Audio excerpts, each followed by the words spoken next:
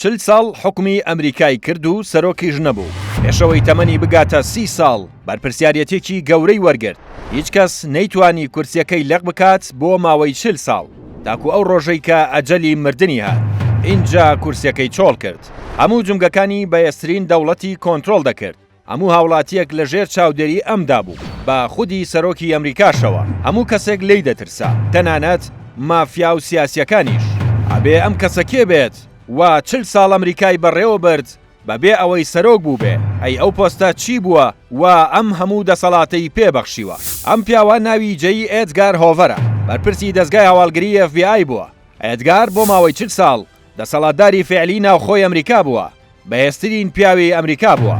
لە سەرەتای سەدەی 20دا ئەمریکا یەکێک بوو لە ئەو دەوڵەتانەی دەیناڵان بەدەست نەبوونی ئاسایشی ناوخۆییەوە. تاوانی تیرۆرکردن بەربڵاو بوو، پۆلیس توانای کۆنتڕۆلکردنی گروپە مافیاکانی نەبوو، کێشەی ڕەشپێستەکانیش لەولاوە بوەستێ.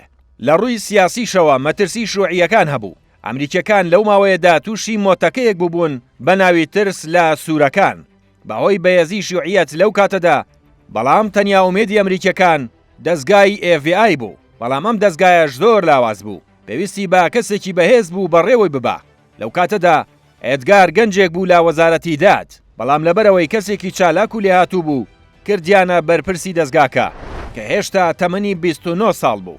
یەکەم کار کە کردی پاکردنەوەی دەستگاکەی خۆی بوو لە گەندەڵی. ئەمریکا چەندین گروپی مافیایی بەهێزی تێدا بوو.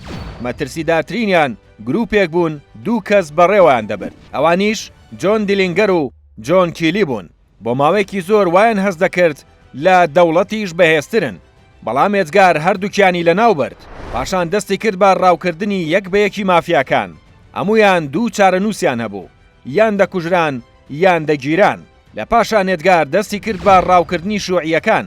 زانیاری لەسەر هەزارەهایان کۆ کردەوە، یەک بە یەک سەرکردە بەهێزەکانی بە بەڵگەوە دەناردە بەردەم دادگا و دەستگیری دەکردن.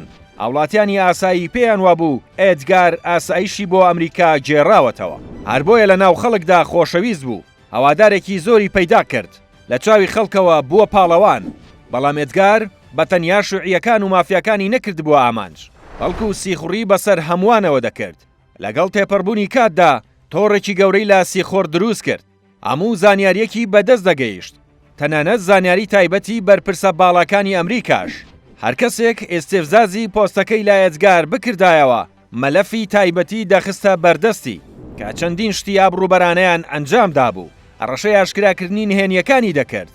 ئەمە بووە هۆی ئەوەی ئێدگار بۆ ماوەی 40 ساڵ هیچ کەسێک پێی نەوێرێ بە خودی سەرۆکی ئەمریکاشەوە. هیچ کەسێک ئازایەتی ئەوەی نەبوو باسی دەرکردنی بکە. تاوەکو لە ساڵی 1972دا بە یەکجاری ماڵاوایی کرد و مردن کورسیەکەی پێچۆڵ کرد. لە پاش مردنی کۆنگرێز بڕیارێکیان دەرکرد بۆ کەمکردنەوەی بەرپرسیارەتیەکانی سەرۆکی دەستگای FBI بۆ ئەوەی لە داهاتوودا ئێدگارێکی تریان لێ پەیدا نەبێت. لەو بڕوایە دایت کوردستانیش ئێدگارێک بەڕەوەی دەبات